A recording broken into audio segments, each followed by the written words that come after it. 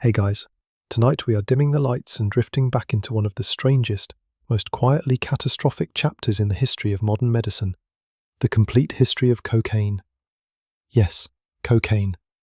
The little white powder that started its career as a vegetable, took a brief detour through the Vatican, picked up a Nobel Prize winner along the way, sponsored the world's most famous soft drink, and somehow ended up as the villain of every news anchor's evening monologue for about 30 straight years.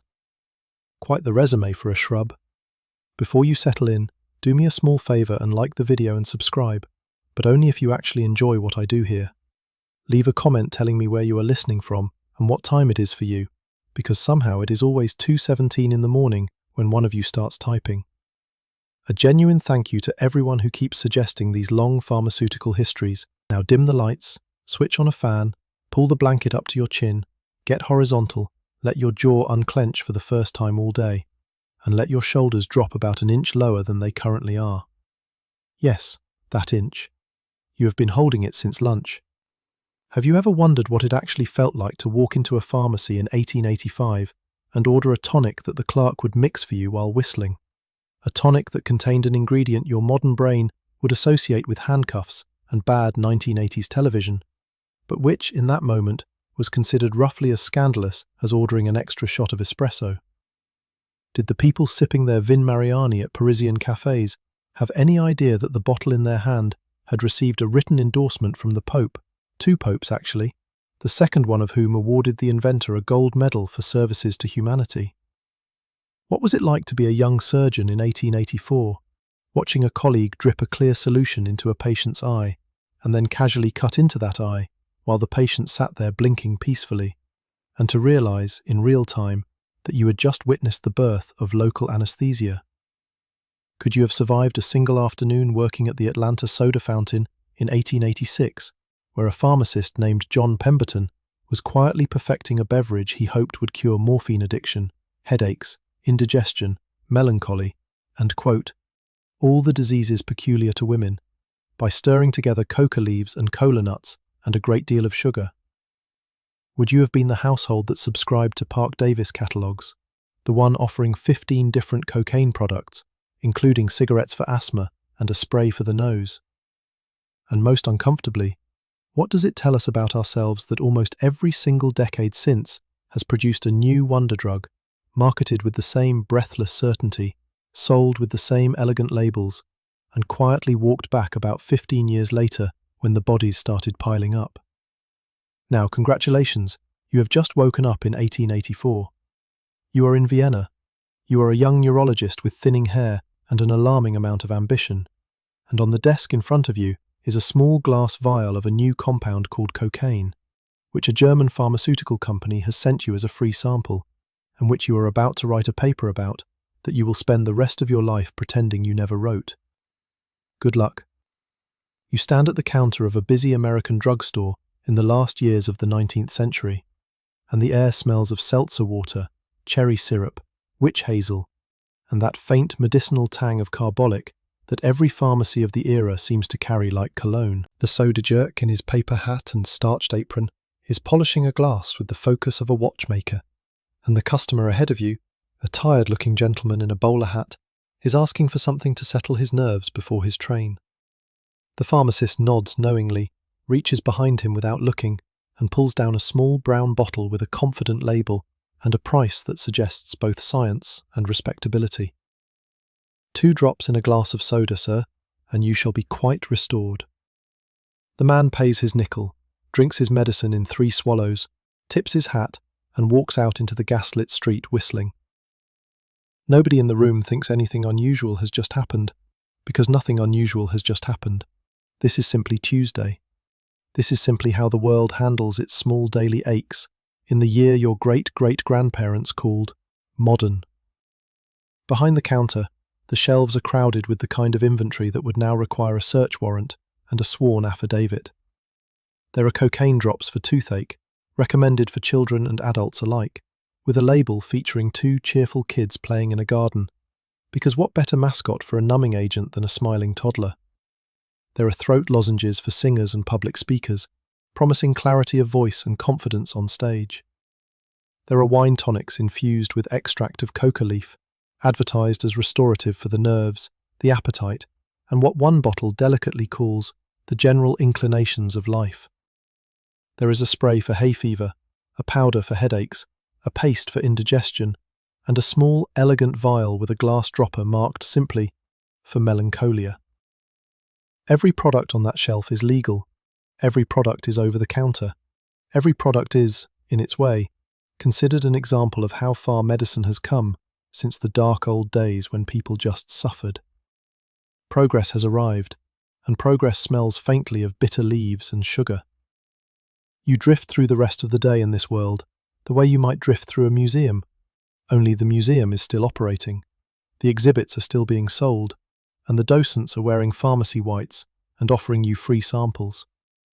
You pass a saloon where a man at the bar is sipping a glass of Vin Mariani, the famous French wine made by macerating coca leaves in Bordeaux, and you remember reading somewhere that this was the drink that Thomas Edison endorsed for letting him stay awake through his long inventor nights. The drink Queen Victoria reportedly enjoyed. The drink that Pope Leo XIII carried in a personal hip flask, and which he praised so enthusiastically that he awarded its inventor, a Corsican chemist named Angelo Mariani, a Vatican Gold Medal of Appreciation.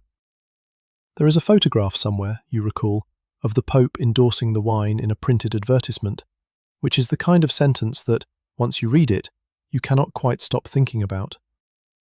A few blocks down, a soda fountain advertises a new beverage from Atlanta, something called Coca-Cola, sold for 5 cents a glass and marketed as a brain tonic and intellectual beverage that will cure headache and fatigue. And the small print near the bottom mentions that it contains, among other things, the soothing properties of the coca leaf and the stimulating power of the cola nut.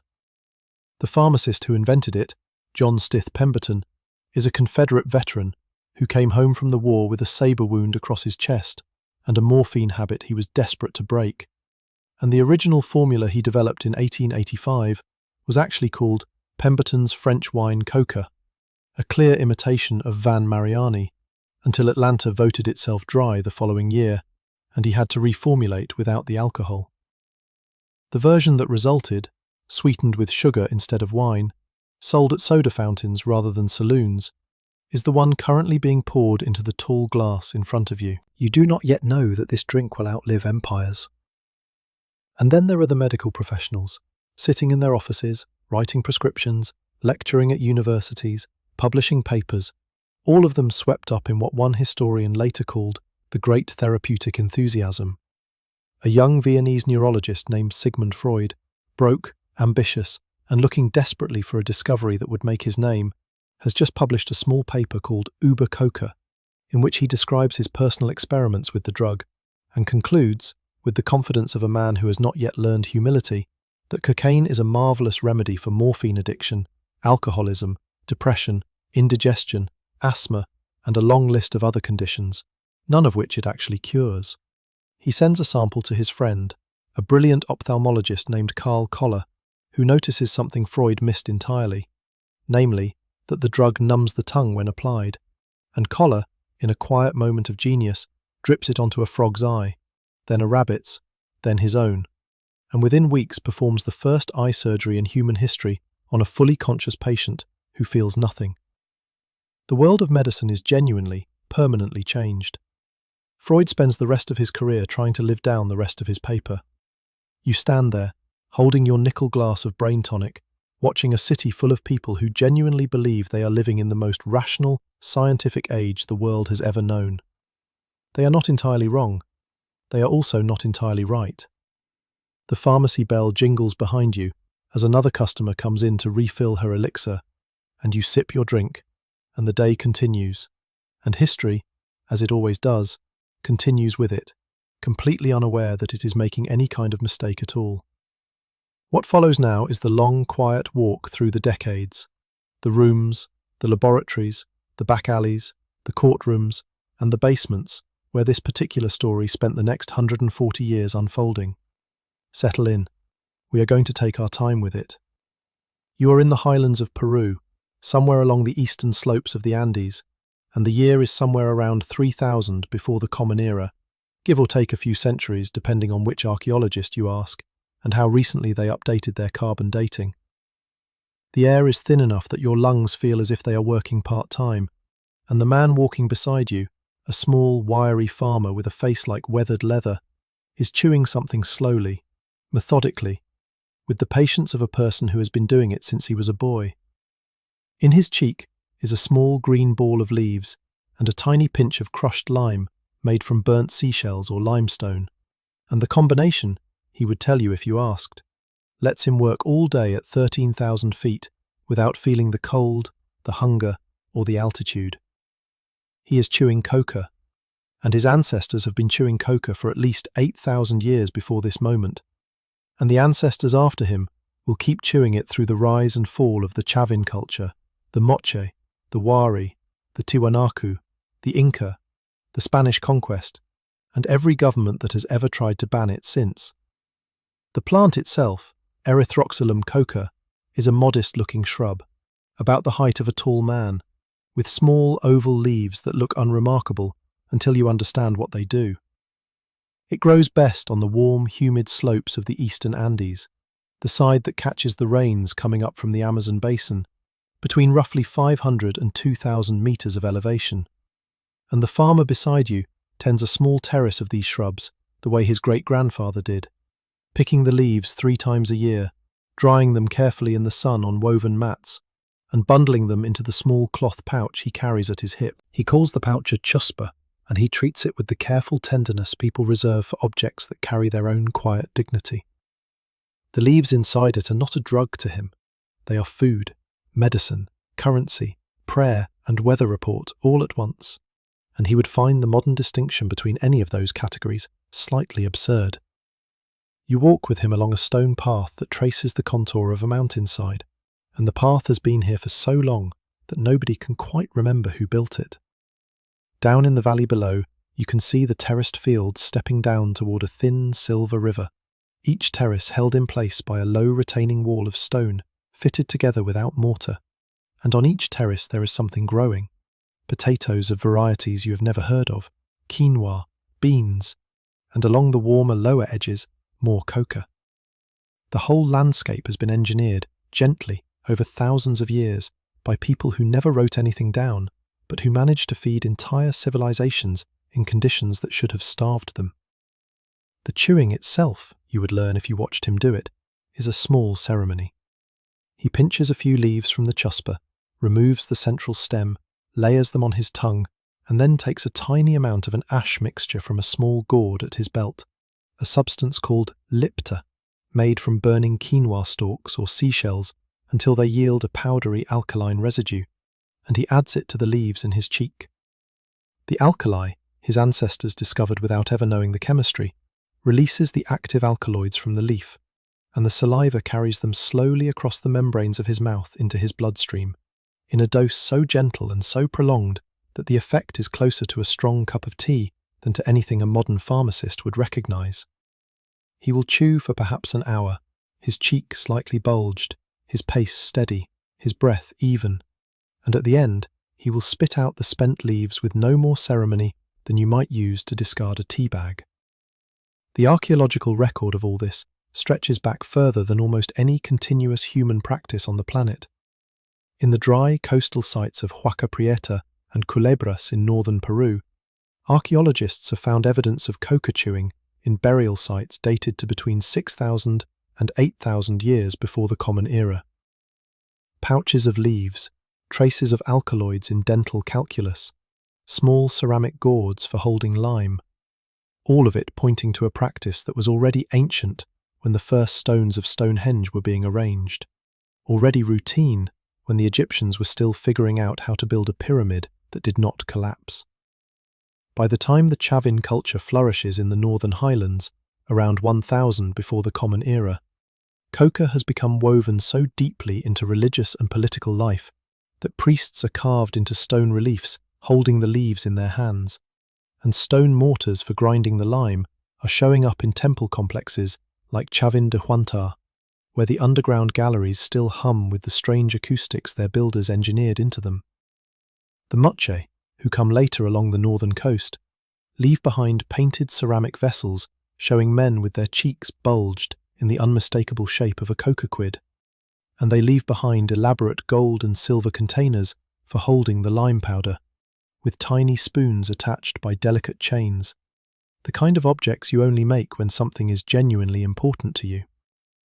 The Wari and the Tuanaku, who follow, build trade routes that move coca leaves from the warm eastern slopes up to the cold high altiplano, where the leaves cannot grow, but where the people increasingly cannot imagine living without them. By the time the Inca consolidate the largest empire the pre-Columbian Americas would ever see, coca has become so central that the empire itself regulates its production, reserves the finest leaves for the nobility and the priesthood, and uses bundles of leaves as a form of payment for labourers building roads, terraces, and storehouses across an empire that stretches from modern Ecuador down to central Chile.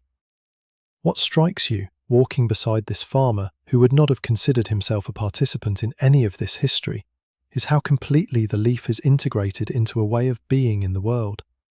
He offers a few leaves to the mountain before he begins his climb, a practice he calls a pago, a payment to the apu, the mountain spirit, and the gesture is so habitual that he does it without quite noticing he is doing it.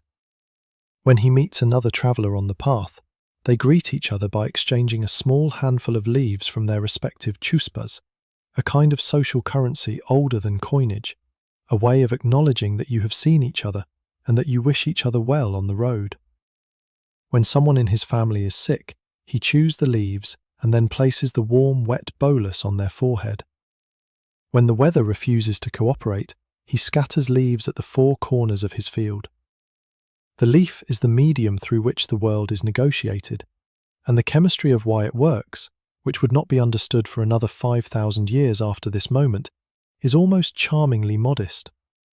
A typical coca leaf contains somewhere between 0.5 and 1% cocaine alkaloid by weight, along with at least 13 other alkaloids that modulate its effects, plus significant quantities of vitamins, calcium, iron, and protein.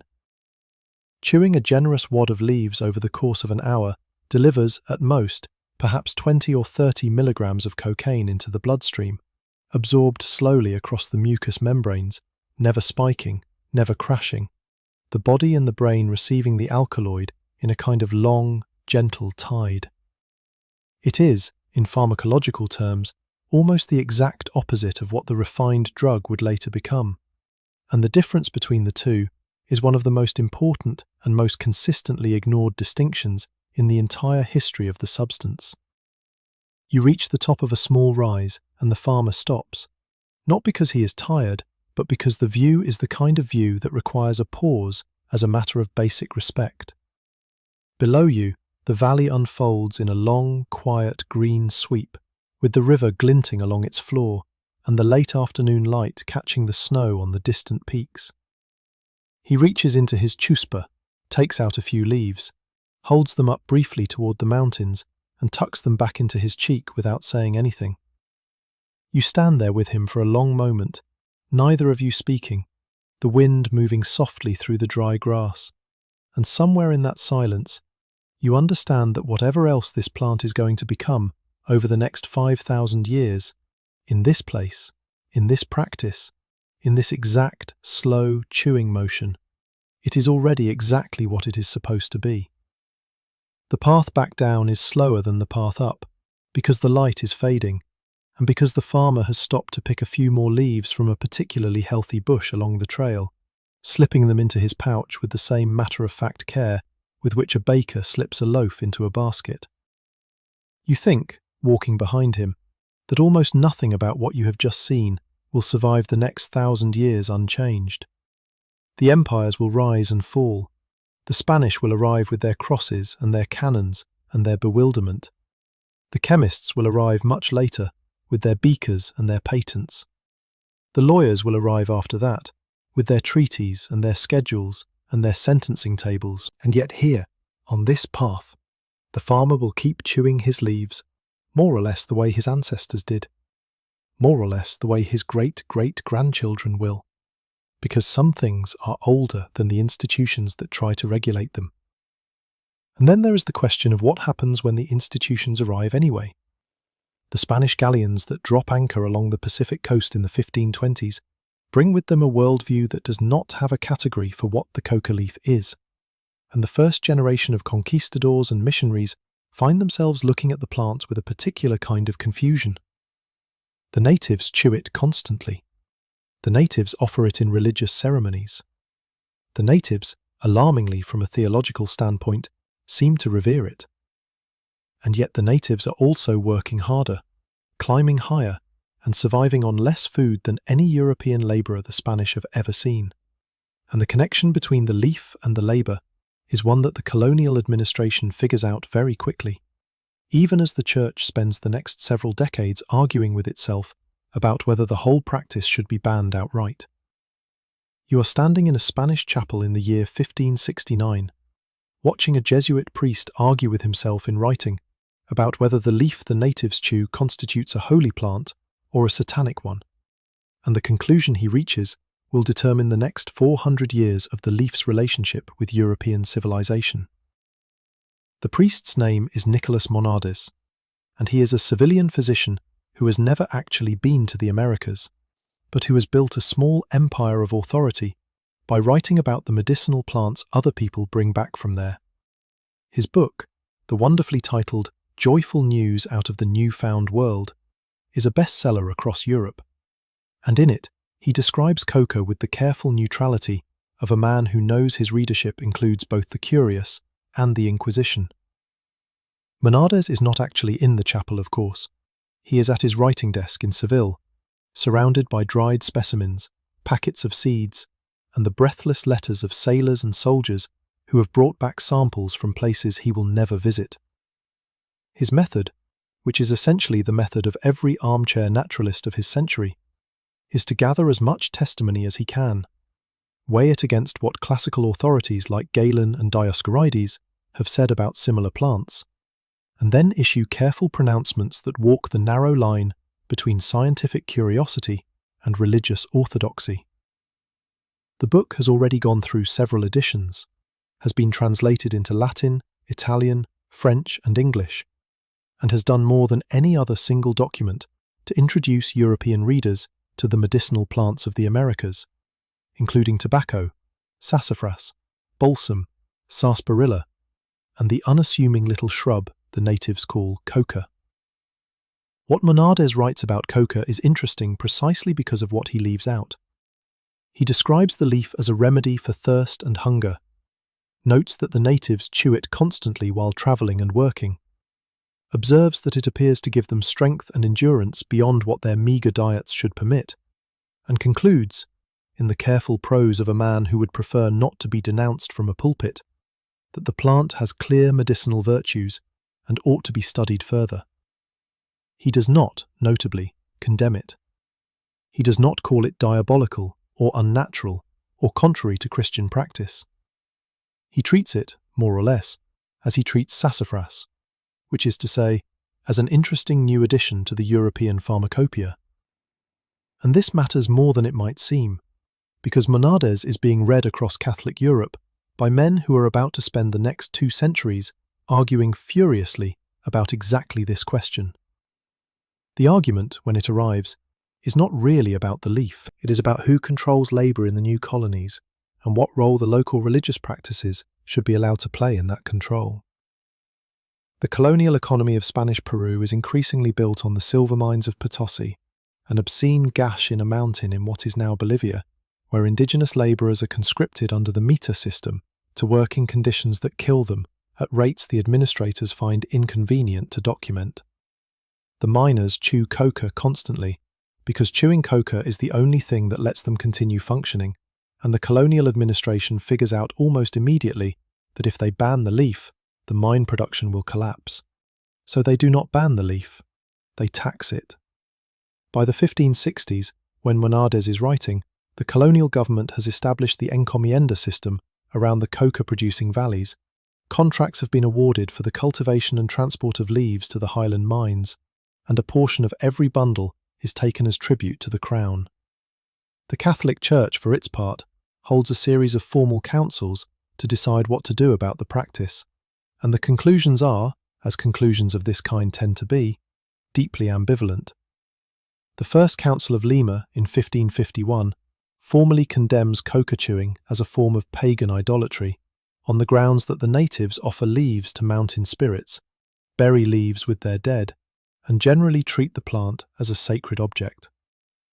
The Second Council of Lima in 1567 reaffirms this position, and yet, in the same documents, in the same paragraphs, the bishops carefully exempt the labour needs of the colonies, observing that the miners require the leaf to perform their duties, and that to forbid them entirely would be impractical and harmful to the crown. This is the contradiction that will haunt the leaf for the next 400 years, and you can see it being born, in real time, in the careful evasions of these 16th century church documents. The leaf is condemned in principle and permitted in practice. The religious use is forbidden, but the economic use is required. The natives are told that their old ceremonies are demonic, even as they are sent down into the mines with full pouches of the very substance the ceremonies celebrated. And nobody, in any of these documents, ever quite acknowledges that the system they are constructing is held together by exactly the thing they are pretending to abolish. Monardes, sitting in Seville, does not engage with any of this directly. He is a physician, not a theologian, and his interest is in what the plant can do for European medicine, which at this point in history is still operating with a pharmacopoeia largely inherited from the Greeks and Romans, and badly in need of new options. He sends samples of the leaf to colleagues across Europe, recommends it for fatigue, for digestive complaints, for melancholia, and includes in his book several engravings of the plant that will be reproduced in herbals and medical texts for the next 2 centuries. The leaf itself, however, does not travel well. By the time the dried leaves reach Europe, they have lost much of their potency, and the European physicians who try chewing them generally report mild stimulation at best, no different from a strong cup of coffee, and certainly nothing like the dramatic effects the Spanish chroniclers had described. The leaf is too far from its source. The plant does not survive the Atlantic crossing as a serious medicinal agent, and for the next 3 centuries it will remain a curiosity in European medicine, mentioned in textbooks, occasionally prescribed in tonic preparations, but never quite achieving the prominence of tobacco or coffee or chocolate or any of the other New World plants that did make the leap successfully. There are some who try. A Swiss naturalist named Johann von Tschudi travels to Peru in the 1830s and writes glowing accounts of coca's effects, having chewed it himself for several weeks during his ascent of the Andes. An Italian physician named Paolo Mantegazza publishes a feverish memoir in 1859, the same year that other things are happening in Göttingen that we will come to shortly, describing his own experiments with the leaf and predicting that it will revolutionize European medicine.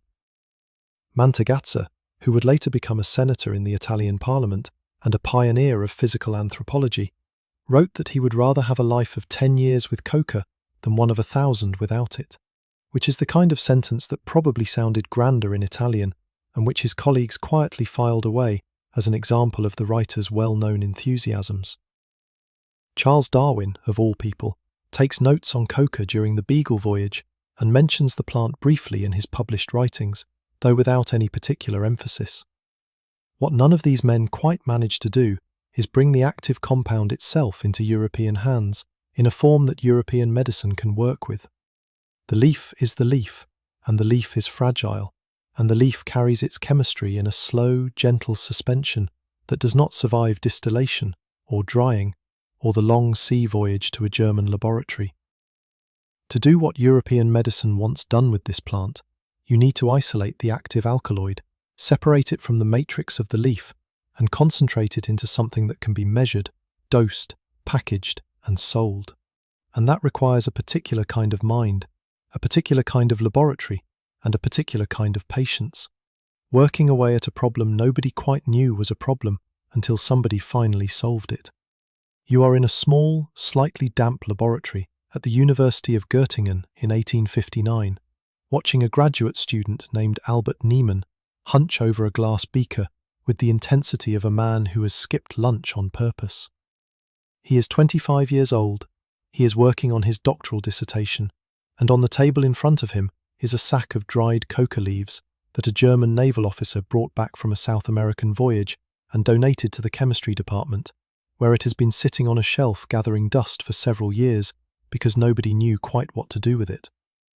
Niemann, methodical and ambitious, has spent months running the leaves through a careful series of extractions, and tonight, in a moment that history will remember without ceremony, he isolates from them a fine, white, crystalline alkaloid that he names cocaine.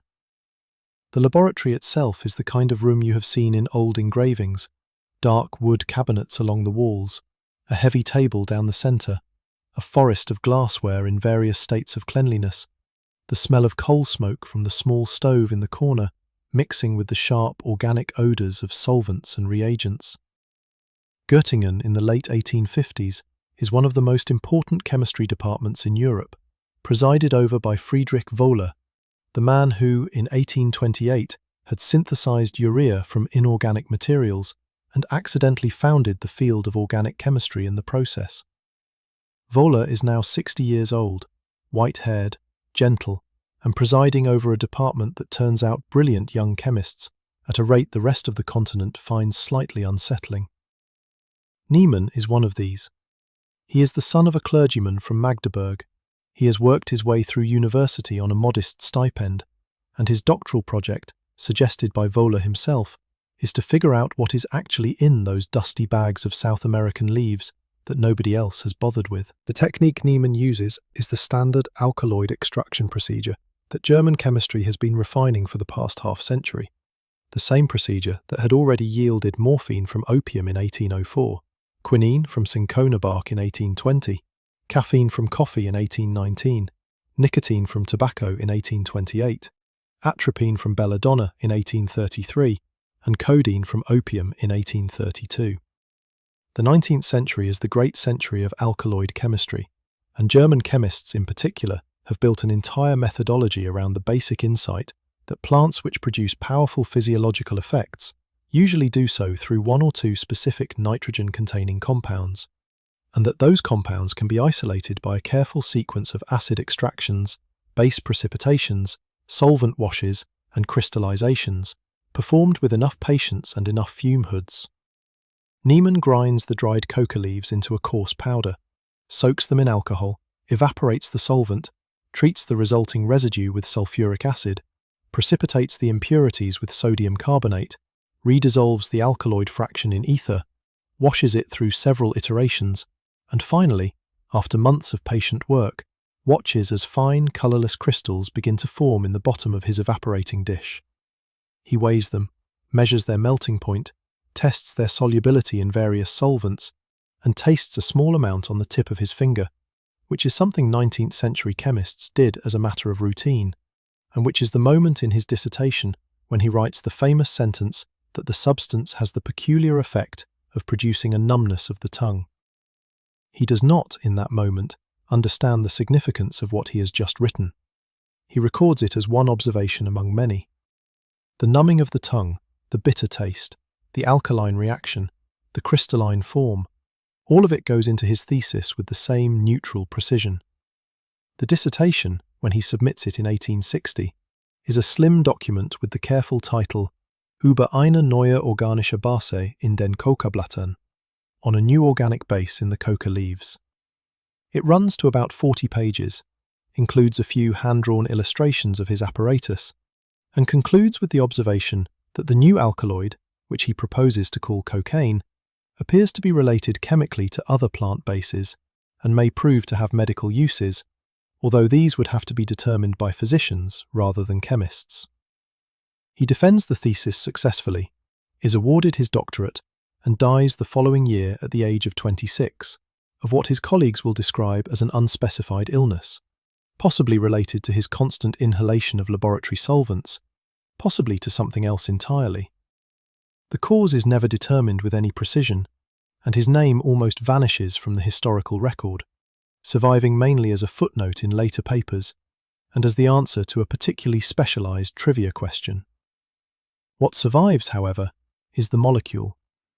The Merck pharmaceutical company in Darmstadt, run at this point by Heinrich Emanuel Merck and his sons, sees the potential of Niemann's work almost immediately and begins producing small quantities of cocaine for sale to research chemists and curious physicians across Europe.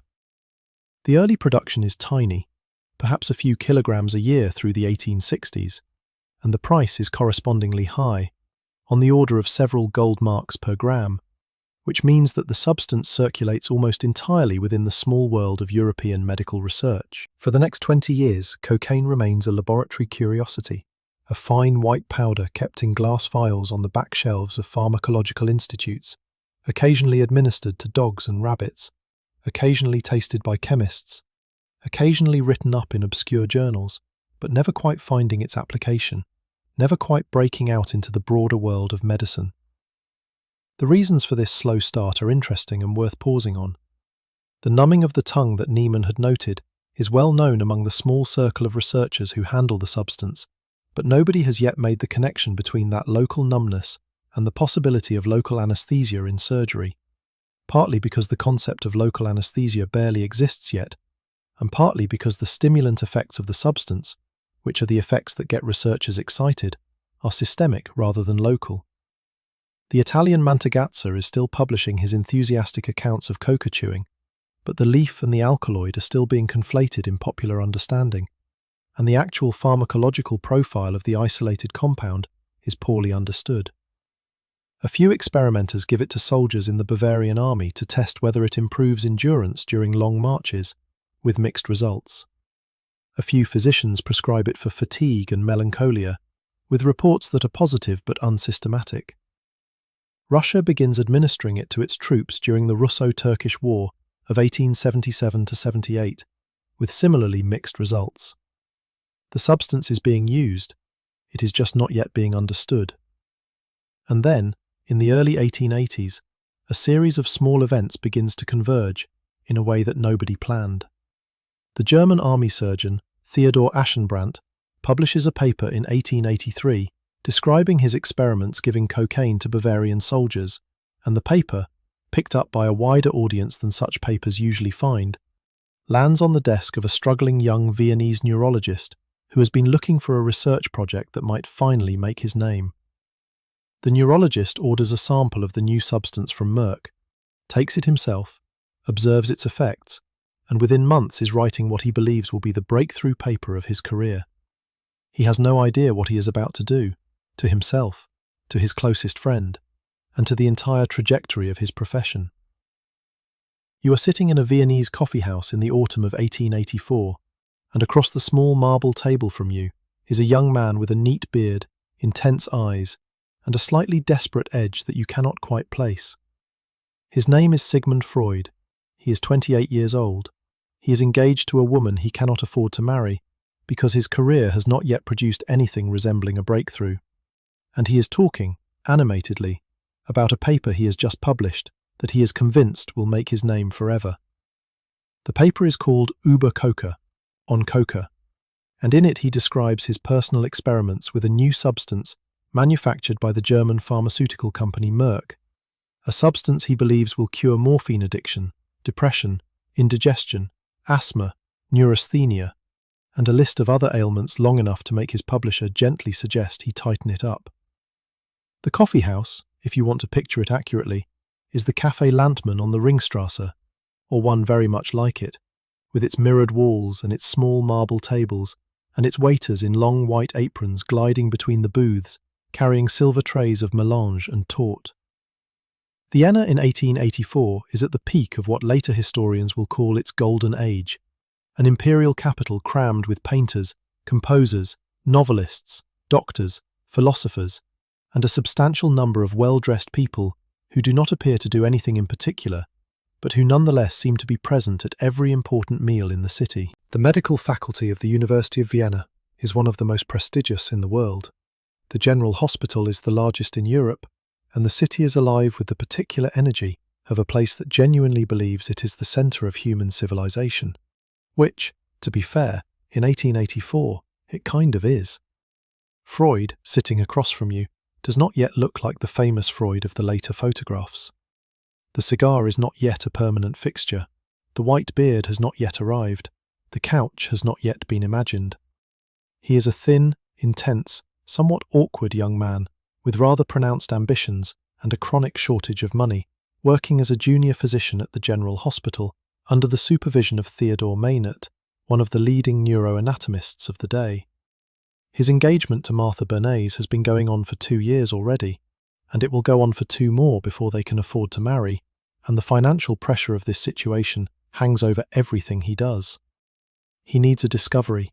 He needs something that will move him out of his junior position, secure him a private practice, and finally allow him to set up the household he has been promising Martha in their voluminous correspondence. He has read Aschenbrandt's paper about the Bavarian soldiers. He has read Mantegazza's older enthusiasms about the coca leaf. He has read the brief American reports that have appeared in the medical literature, including a paper by an Edinburgh-trained physician working in Detroit named W.H. Bentley, who in 1880 had reported using coca preparations to wean morphine addicts off their habit. And Freud, sitting in his small apartment in the Schottenring, his mind racing with possibilities, places his order with Merck in April of 1884 and receives, by return mail, a glass vial containing 1 gram of pure cocaine hydrochloride. The price, he writes to Martha, is somewhat steep, 3 gold marks and 30 pfennigs, which is roughly equivalent to a week of his junior physician's salary, and which he justifies as a research investment. The investment, by the standards of 19th century pharmacology, is reasonable. The standards of 19th century pharmacology, however, include the assumption that the physician will test the substance on himself first. So Freud, on the 24th of April 1884, dissolves a small amount of the powder in water and takes a measured dose. He feels, almost immediately, a sense of euphoria, energy, mental clarity, and what he describes in his subsequent paper as a long-lasting and intensive sense of well-being. He works through the afternoon and evening without fatigue. He sleeps less than usual. He wakes up feeling refreshed. He does it again the next day, and the next. Over the following weeks, he begins to administer the substance to colleagues, to patients, to his sisters, and most fatefully, to his close friend and fellow physician, Ernst von Fleischl-Marxow. Fleischl is the kind of friend Freud might have invented if he had not actually existed, an aristocratic, brilliant, troubled physiologist who had injured his hand in a laboratory accident some years earlier and had become addicted to morphine in the course of managing the chronic pain. Freud, having read Bentley's American paper, believes that cocaine can substitute for morphine without producing addiction of its own, and he persuades Fleischl to try it. Fleischl tries it. He likes it. Within a few months, he is injecting cocaine intravenously in doses that climb steadily upward, and within a year, he is suffering hallucinations, paranoia, and what would today be recognized immediately as a textbook case of severe cocaine psychosis. The famous symptoms of imagined insects crawling under the skin, the formication that 19th century alienists would later describe in textbook after textbook. Fleischl will spend the rest of his life addicted to both substances, will be cared for at considerable personal cost by Freud and other friends, and will die in 1891 at the age of 45, broken in ways that everyone around him understands to be partly Freud's doing. But all of that lies in the future. In the summer of 1884, sitting across from you in this Viennese coffee house, Freud is at the peak of his enthusiasm. He has been taking the substance daily for several months. He has been giving it to colleagues. He has been writing letters to Martha describing how he intends to bring her a small offering of the marvellous powder when he next visits her, so that she may experience its effects for herself. He has been completing the paper that will appear in July, the famous Über Coca, which runs to about 20 pages and which surveys, with the confidence of a man who has read perhaps a third of the available literature and ignored the cautionary parts, the various conditions for which cocaine might serve as a remedy. He recommends it for digestive disorders, for cachexia, for morphine and alcohol addiction, for asthma, for hysteria, and for what he calls the various conditions of nervous exhaustion. He notes its effects on the body, on the mind, on the appetite, on sleep. He acknowledges, briefly and dismissively, that some patients have reported developing a habit, but concludes that this is exceptional and that cocaine itself appears to lack the addictive properties of morphine or opium. This last sentence is the one that will haunt him for the rest of his life. It is the sentence that his enemies will quote against him for decades, the sentence that Karl Kraus will mock in print, the sentence that Freud himself, in later years, will quietly remove from the bibliographies he compiles of his own work. The original paper, with its enthusiasms and its missing cautions, will be omitted from his collected works during his own lifetime, restored only by later editors who felt that suppressing it amounted to a kind of historical dishonesty. By the time he is famous, by the time the world is reading him on dreams and on civilization and on the discontents of modernity, the cocaine paper will have become the embarrassing relative who must be acknowledged but not invited to dinner, the early enthusiasm that the mature thinker has put behind him, the kind of thing every young man does and which polite society agrees not to mention. But there is one more wrinkle, one more thing that happens in the summer of 1884, and it is the thing that will haunt Freud almost as much as Fleichel's death. He has been planning for some weeks to take a brief holiday to visit Martha in Hamburg, and before he leaves Vienna, he is having a casual conversation with two younger colleagues, Karl Koller and Leopold Konigstein, both ophthalmologists, both interested in his cocaine research. He mentions, almost in passing, the curious numbing effect the substance has on the tongue. He mentions it as a curiosity, not as a research direction.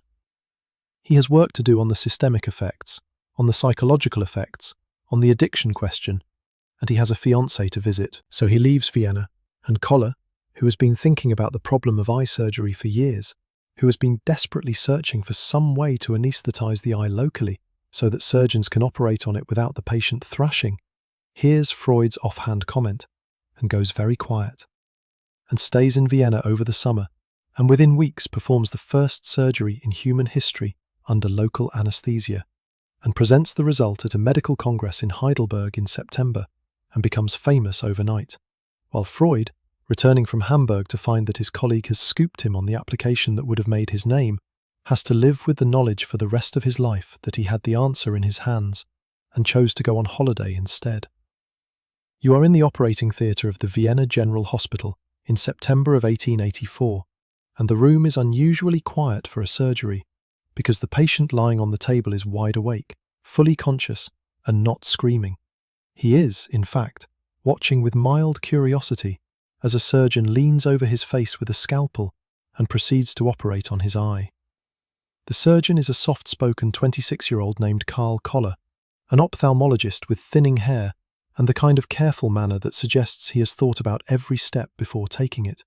And what he is doing in this room on this afternoon is performing the first surgery in human history under local anesthesia. The operating theatre itself, if you want to picture it, is a small amphitheatre of the kind that 19th century surgical wings tended to build, with tiered wooden benches rising in a steep curve around a central table, the room lit by tall windows and by gas lamps, and on this particular afternoon by a slant of autumn light that falls across the patient's face in a way that one of the witnesses will later describe in a memoir. The Vienna General Hospital, the Allgemeines Krankenhaus, is at this moment the largest hospital in Europe, with something like 3,000 beds, an enormous medical school attached, and a constant traffic of physicians from every country that can afford to send its brightest young men to study there. The ophthalmology department is housed in one wing, and the chief, Professor Karl Stellwag von Carrion, has been watching with sceptical interest as his young assistant has been muttering for the past several weeks about an experiment he wanted to try. What Koller has been muttering about, more specifically, is the central problem of eye surgery in 1884, which is that there is essentially no good way to do it. The eye is exquisitely sensitive. The patient cannot help blinking and flinching, even under the most strenuous attempts to hold still. And general anesthesia, while available in the form of ether or chloroform, brings with it its own catastrophic problems for ophthalmic work. A patient under general anesthesia often vomits during induction or recovery, and a patient who vomits with a freshly cut eye is a patient who is likely to lose the eye entirely.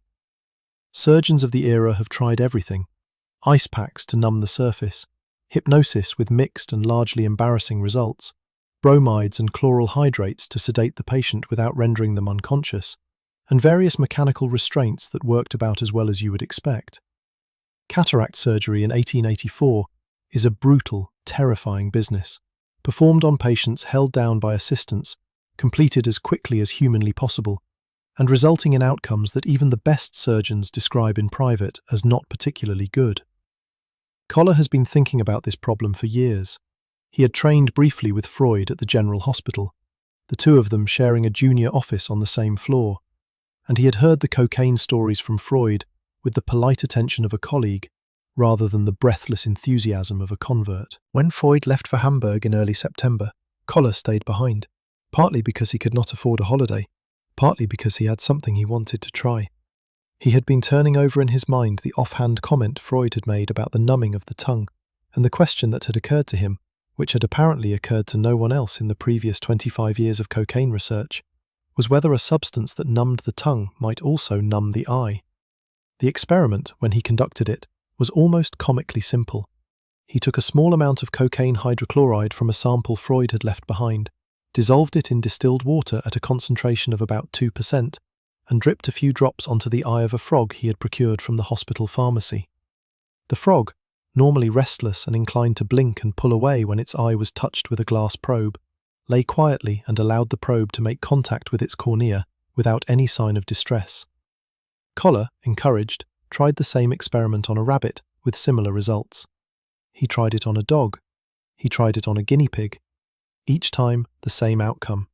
The eye, after exposure to the solution, became insensitive to mechanical stimulation within minutes and remained so for the better part of an hour.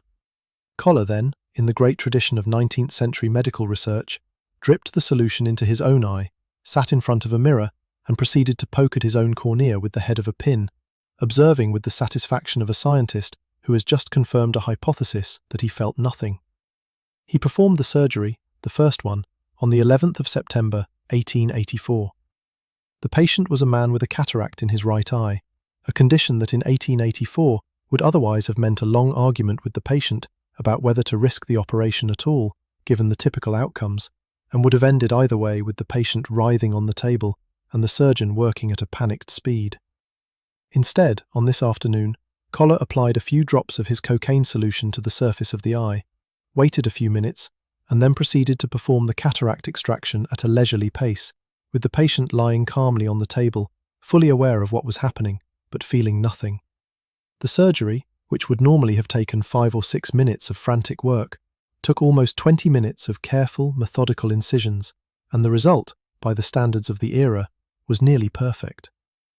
The Heidelberg Ophthalmological Society was scheduled to hold its annual congress in mid-September, and Koller, who could not afford the train fare to attend in person, asked a colleague named Joseph Brettauer, who was going anyway, to present his findings on his behalf.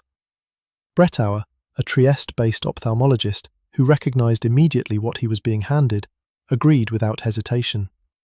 On the 15th of September, 1884, 4 days after Koller's first human surgery, Brettauer stood up in front of a hall full of European ophthalmologists, read out a brief paper describing the experiments, and then, in the manner of 19th century medical demonstrations, dripped the solution into the eye of a volunteer from the audience and demonstrated on the spot that the volunteer felt nothing when his cornea was touched.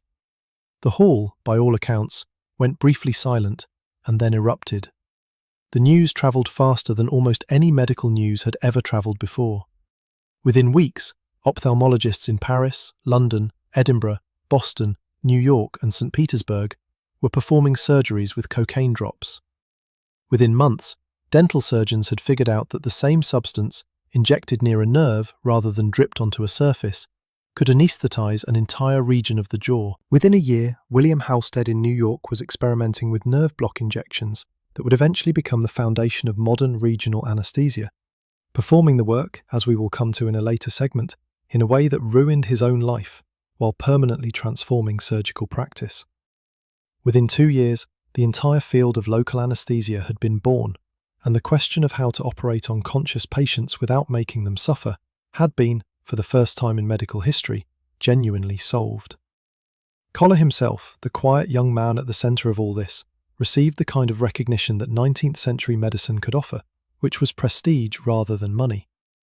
He was awarded the Letterstedt Prize of the Royal Swedish Academy of Sciences in 1885, was elected to honorary memberships in ophthalmological societies across Europe, and was, for the rest of his life, referred to in the medical literature as the man who had given the eye its first anesthetic. He eventually emigrated to New York in 1888, partly because of the casual anti-Semitism of the Vienna medical establishment, which had blocked his advancement at the General Hospital, and practiced ophthalmology in Manhattan until his death in 1944.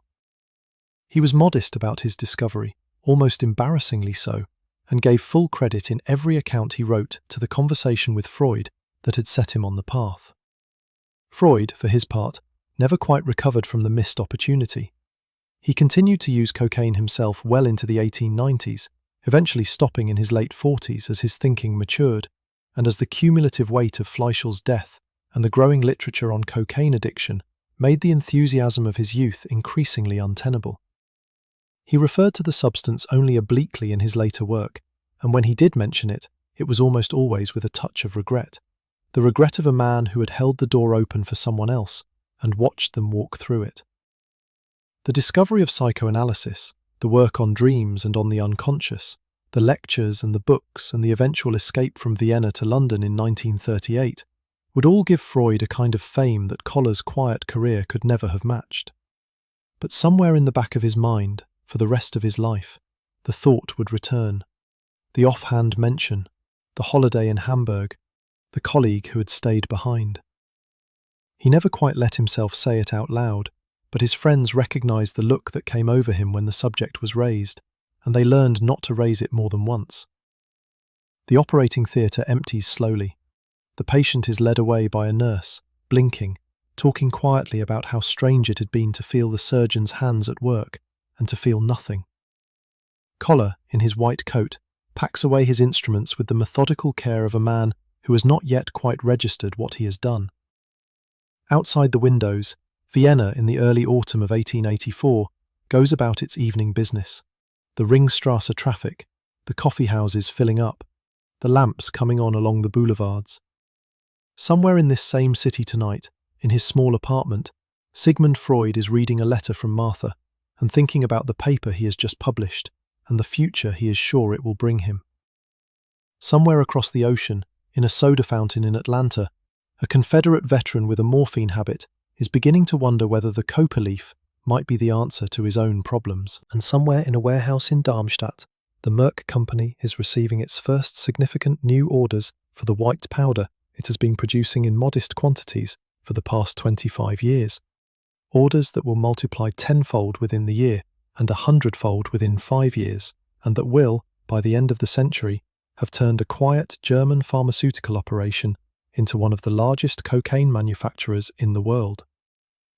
The light fades over the city, the hospital settles into its evening rhythm, and the substance, freshly liberated from the laboratory and placed into the hands of physicians who genuinely believe they have found the answer to one of the oldest problems in medicine, begins the long, slow journey from miracle to disaster that the next several decades will record in such painstaking and increasingly uncomfortable detail.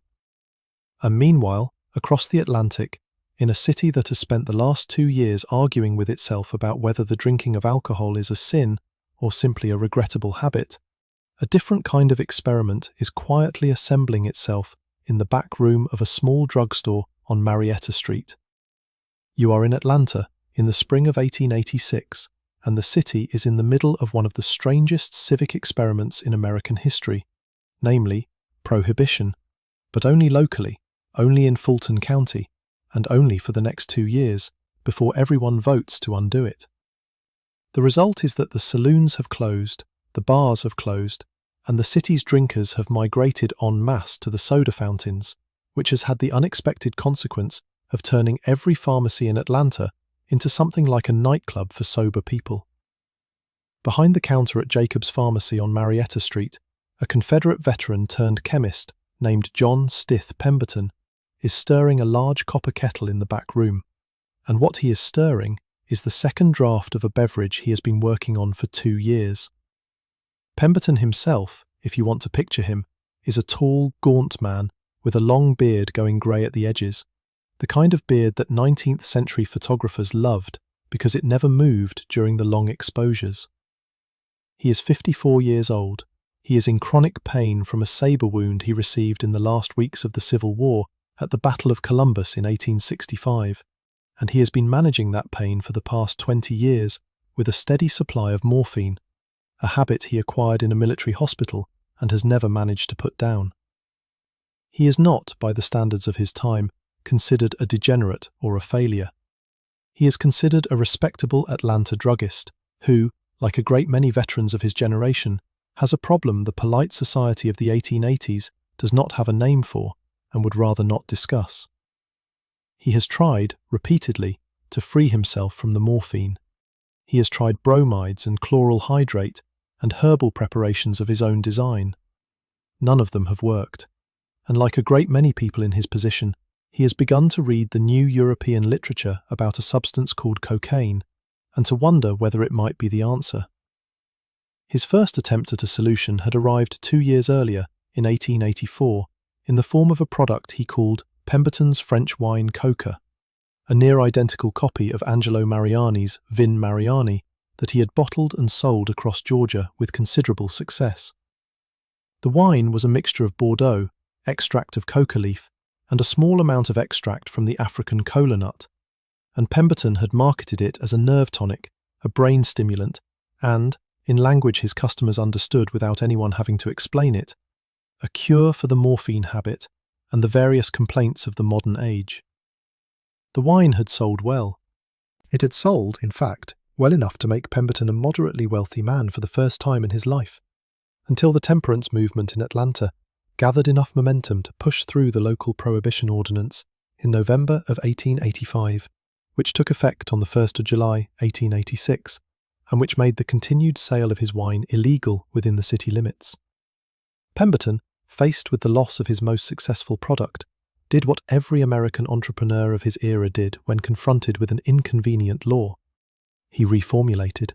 He took out the wine. He kept the coca and the cola. He sweetened the mixture with a thick sugar syrup to make up for the missing alcohol. He added a blend of citrus oils and spices to give it complexity, the precise composition of which he would carry to his grave, and which a small committee of executives in Atlanta to this day apparently keep locked in a vault somewhere downtown. The result, which he tested in small batches in the spring of 1886, was a thick brown syrup that, when mixed with carbonated water at a soda fountain, produced a beverage with a distinctive sharp, sweet taste and a noticeable lift that customers found pleasant, without quite being able to identify why. The lift, of course, was the point.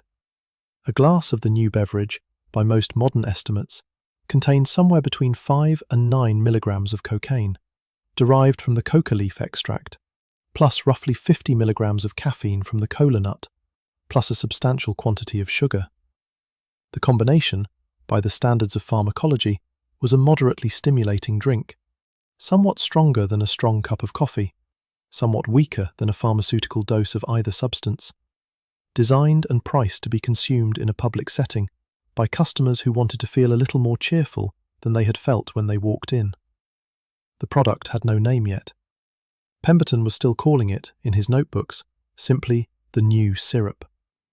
The naming, when it happened, was the work of his bookkeeper, a quiet man named Frank Robinson, who had migrated south from Maine and who had a good eye for how a name looked on a printed page. Robinson, after some thought, suggested Coca-Cola, on the grounds that the 2 C's would look pleasing in advertising script, and he drew out a sample logo in the flowing cursive that would, with surprisingly few modifications, persist for the next 140 years. Pemberton agreed. The first bottles, or rather the first servings, since the drink at this stage was sold only as a fountain product, were dispensed at Jacob's Pharmacy on the 8th of May, 1886, at 5 cents a glass.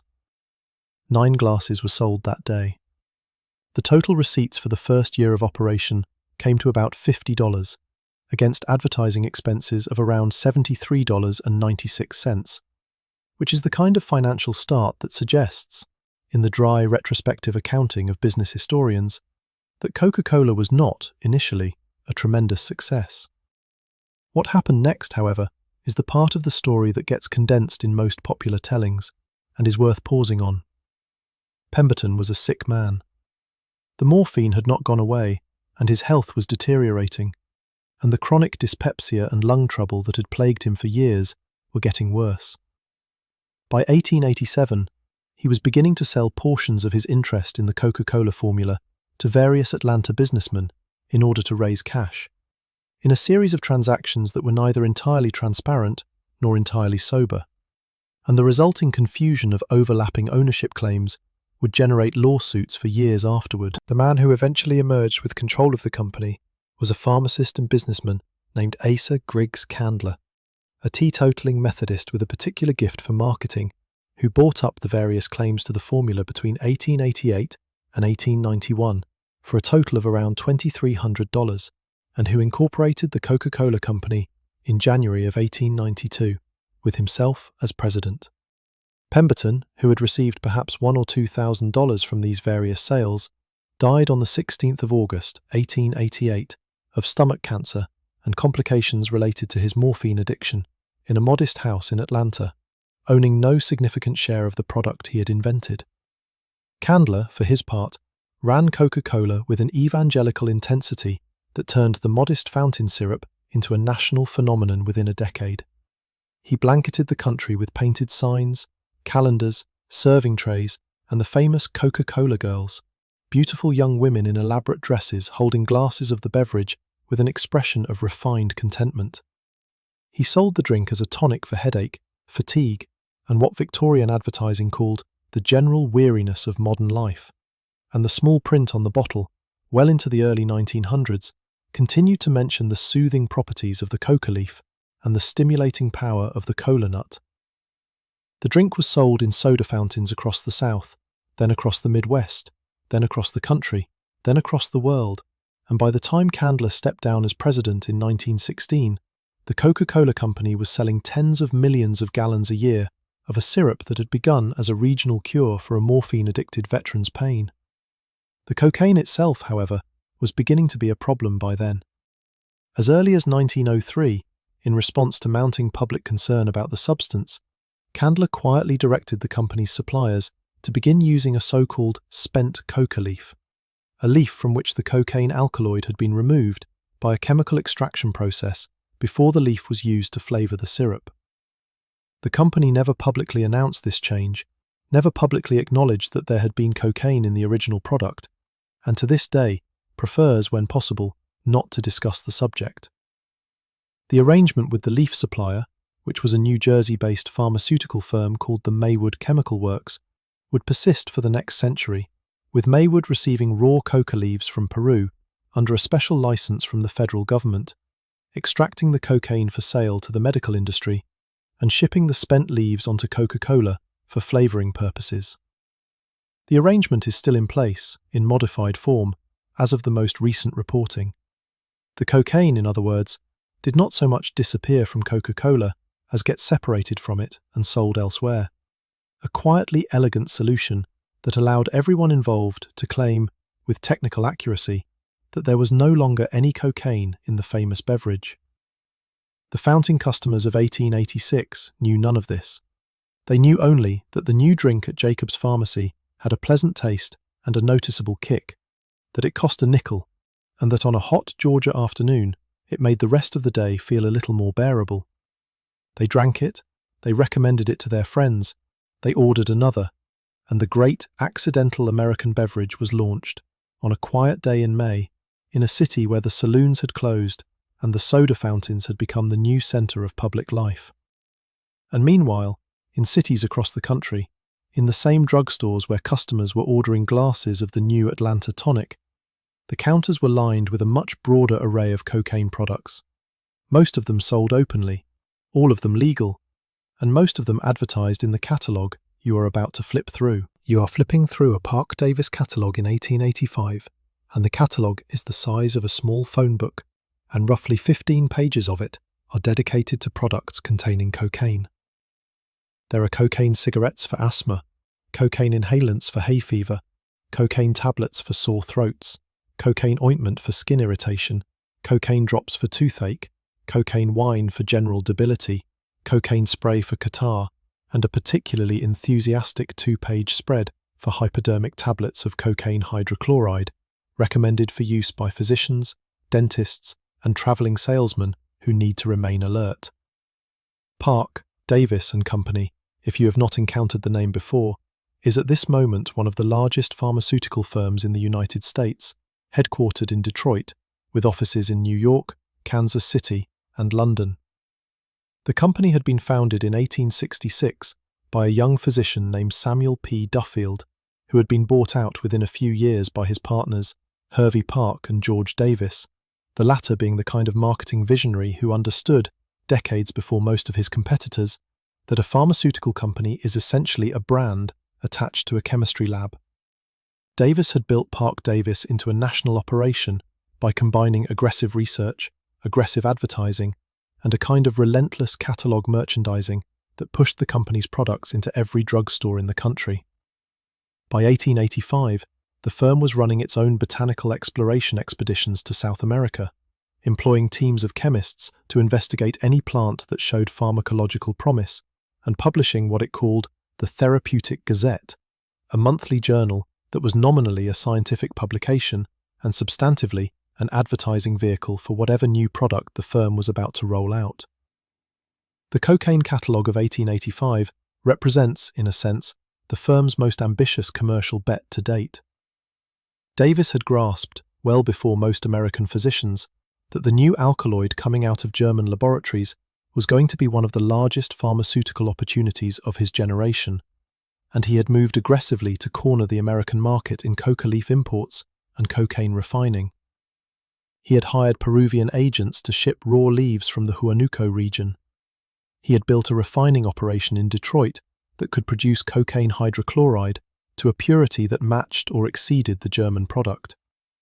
He had funded a series of medical papers in the Therapeutic Gazette by enthusiastic young physicians who described in glowing terms the substance's effects on hay fever, on neurasthenia, on opium habit, and on what one paper memorably called the lassitude peculiar to the American Constitution. And then he had translated all of this research into a product line, a catalogue full of cocaine in every conceivable form, marketed for every conceivable complaint. The catalogue itself, when you hold it in your hands, is a beautifully printed object. The cover is embossed with the Park Davis monogram. The interior pages are illustrated with detailed engravings of the products and their packaging, the bottles and tins and small leather cases for the hypodermic kits. The text is laid out in dense columns of small, clear type, with prices listed in the right-hand margin in shillings and dollars depending on the market. The cocaine section opens with a one-page essay on the history and pharmacology of the substance, attributed to one of the firm's staff physicians, which traces the discovery from Niemann through Koller with the kind of careful precision that would, in a different context, be admirable. The essay concludes with the firm's recommendation that physicians acquaint themselves with the various forms in which the substance is now available, and proceeds to demonstrate exactly how many of those forms exist. There are the cocaine cigarettes, sold in tins of 10 or 20, advertised as effective in cases of asthma and hay fever, and recommended for use, as needed, up to several per day, with no warning of any kind regarding potential complications. There are the cocaine inhalants, small glass tubes with a wick of cotton soaked in cocaine solution, intended to be held in the nostril during periods of nasal congestion. There are the throat lozenges, sold in bottles of 100, marketed for singers and public speakers and clergymen and politicians, with testimonials from prominent figures including, in one edition, a quoted letter from a famous opera tenor whose name is reproduced with his permission.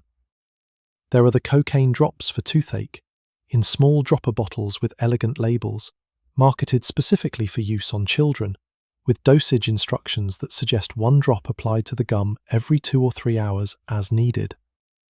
There are the cocaine ointments, the cocaine catarrh sprays, the cocaine eye drops, the cocaine suppositories, and a particularly remarkable product called Coca Beef Tonic, which combined cocaine extract with beef extract and was marketed for what the advertising called wasting diseases and post-influenzal debility. But the centerpiece of the cocaine catalogue The product Park Davis was clearly proudest of was the hypodermic kit. The kit came in a small leather case, lined with velvet, containing a glass syringe, several interchangeable needles, a vial of distilled water, and a glass tube of cocaine hydrochloride tablets, each tablet pre-measured to dissolve into a standard dose. The kit was marketed to physicians and dentists for use in their practice, but it was also marketed, in language that the firm's lawyers would later regret, to travellers, salesmen, soldiers, and gentlemen who require occasional refreshment.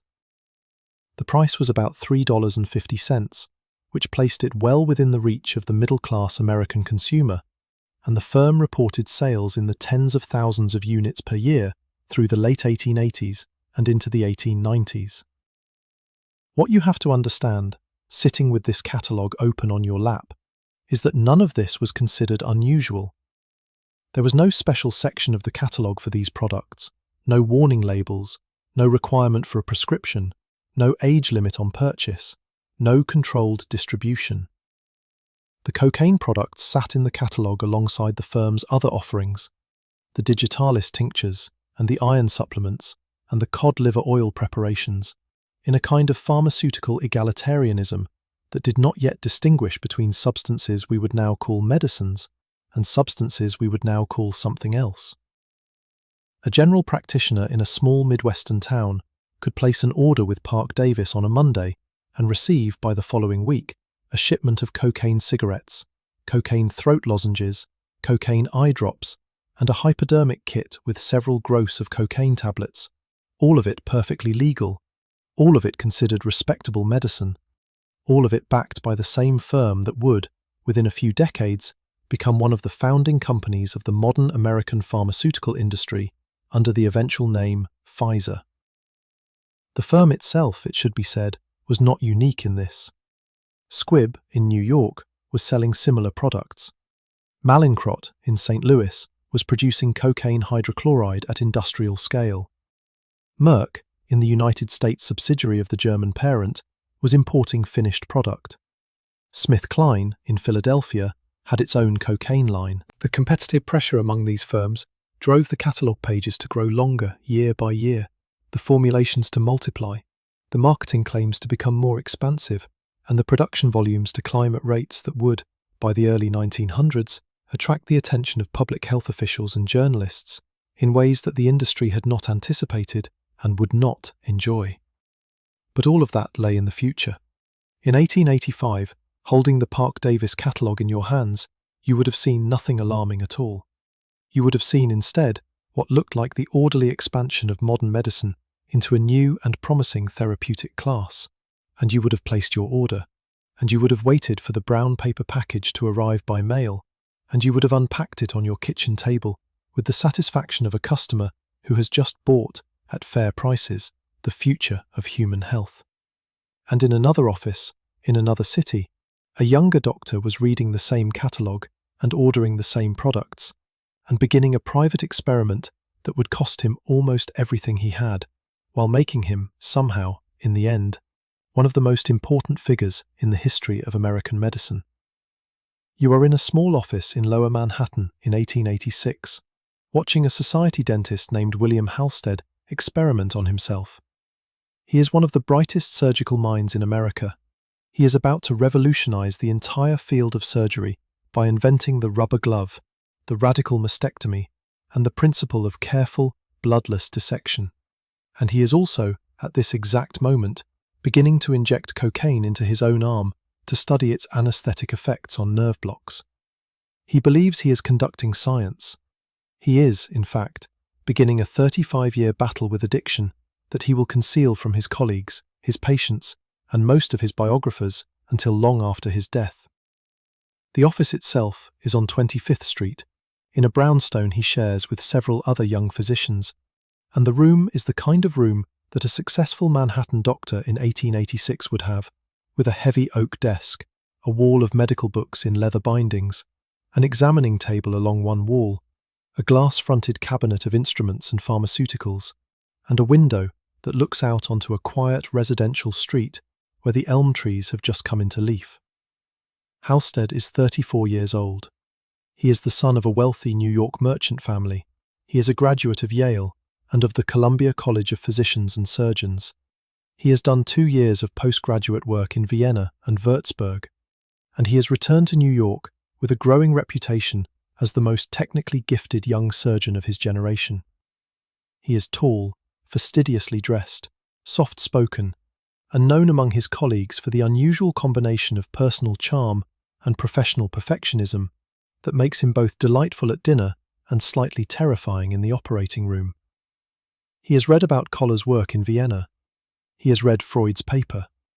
He has read Halsted's own colleagues, including a young assistant named Richard John Hall, who has just published a small note describing the use of cocaine injections to anaesthetize the inferior dental nerve for dental work. Hall and Halsted, working together in this brownstone office, have begun a systematic series of experiments on the use of cocaine for what they call regional anesthesia. The idea being that if a small amount of the substance can be injected near a specific nerve trunk, it should be possible to anaesthetize the entire area served by that nerve without affecting the rest of the body. The principle, as a piece of pure scientific reasoning, is brilliant. The practical execution requires that someone, somewhere, be willing to receive these experimental injections so that the effects can be observed and recorded. And the obvious candidate, in the medical tradition of the day, is the investigator himself. Halsted begins, in the spring of 1886, by injecting small doses of cocaine hydrochloride into various nerves in his own arms, legs, and face, with Hall serving as the second observer and occasionally as a fellow subject. The work is rigorous and methodical. Halsted maps out the precise anatomical locations at which an injection produces the most reliable anesthesia of a given region. He develops the technique of the median nerve block, the ulnar nerve block, the brachial plexus block, the inferior alveolar nerve block, and several others, and within months he is performing surgeries on his patients using these techniques, with results that astonish his colleagues. He extracts wisdom teeth without general anesthesia. He removes superficial tumours from conscious patients. He performs delicate hand surgeries on patients who watch the entire operation with interest and walk home afterward.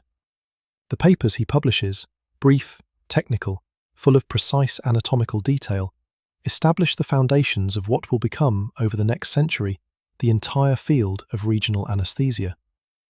What none of his published papers mention is what is happening to him during this period. He is injecting himself, by the autumn of 1886, several times a day. The doses are climbing. He is using the substance not only during his nerve block experiments, but increasingly between them, to maintain the alertness and focus that his demanding surgical practice requires, to push back the exhaustion of long days in the operating theatre, to manage the anxiety of a young man who has chosen perhaps the most stressful profession of his generation. His colleagues notice that he has become unusually energetic, then unusually erratic, then increasingly unreliable.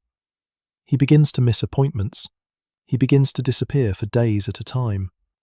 By the spring of 1887, his closest friend in the medical community, William Henry Welch, recognizes what is happening and intervenes. Welch, who would shortly afterward become the founding pathologist at the new Johns Hopkins Hospital in Baltimore, takes Halsted on a long sea voyage to the West Indies in 1886, the theory being that removing him from his usual environment will allow him to break the habit.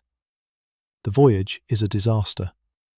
Halsted brings the cocaine with him in his trunk. He continues to inject himself during the crossing.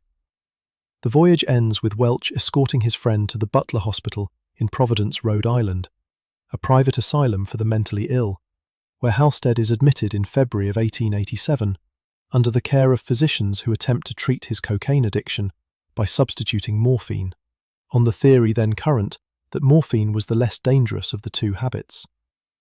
The substitution is, in one sense, successful, in that it reduces Halsted's cocaine use.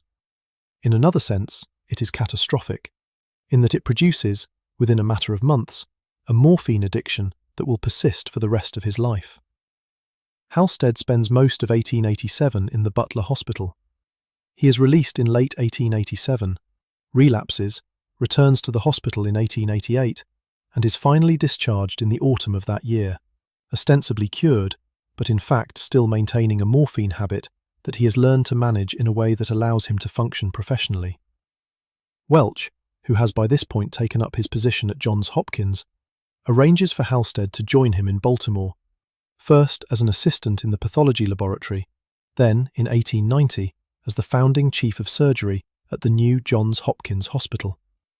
The appointment is one of the most consequential in the history of American medicine. Halstead will spend the next 32 years at Hopkins, training an entire generation of American surgeons, developing the techniques that will become the foundations of modern surgical practice, and writing the papers that will establish him as the most influential American surgeon of his era. He does all of this while maintaining, behind the scenes, a daily morphine habit of somewhere between 180 and 200 milligrams, a dose that would incapacitate most users and which Halstead appears to have stabilized on through some combination of remarkable physiological tolerance and obsessive personal discipline. He becomes increasingly reclusive over the years. He marries Caroline Hampton, a niece of the Confederate General Wade Hampton, in 1890 in a quiet ceremony, and the marriage settles into an unusual arrangement in which the two of them live in the same large house, but largely separately, each in their own suite of rooms, communicating mostly by written notes. He becomes famous for his eccentricities, his elaborate London-tailored shirts that he sent back to England for laundering, his refusal to operate in the morning, his long absences during which he would travel alone to Europe for what he called rest cures. The eccentricities, his colleagues at Hopkins would only realise after his death, were the visible surface of a life organised around the careful management of an addiction. The morphine habit was not the only secret. The cocaine habit, contrary to the official biography, never quite went away. Modern researchers, examining the medical records that survive and the testimony of the few colleagues who eventually wrote candidly about the matter, have concluded that Halstead continued to use both substances throughout his career, with cocaine in particular reappearing during periods of professional stress. His brilliance during this period was real.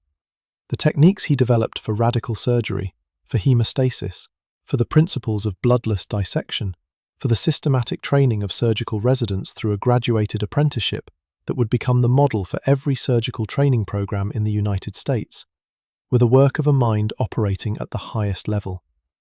The cost of that brilliance, in personal suffering, in isolation, in the slow erosion of a life lived in concealment, is something that only became visible decades after his death, in 1922. The lesson, if there is a lesson, is one that medicine would learn slowly and would forget repeatedly. The substances that could perform miracles in the operating theatre could also, given access and opportunity, hollow out the lives of the very physicians who used them, in ways that no one in 1886 was ready to see, and that no one in 1896 was willing to admit, and that no one in 1906 could quite avoid noticing any longer.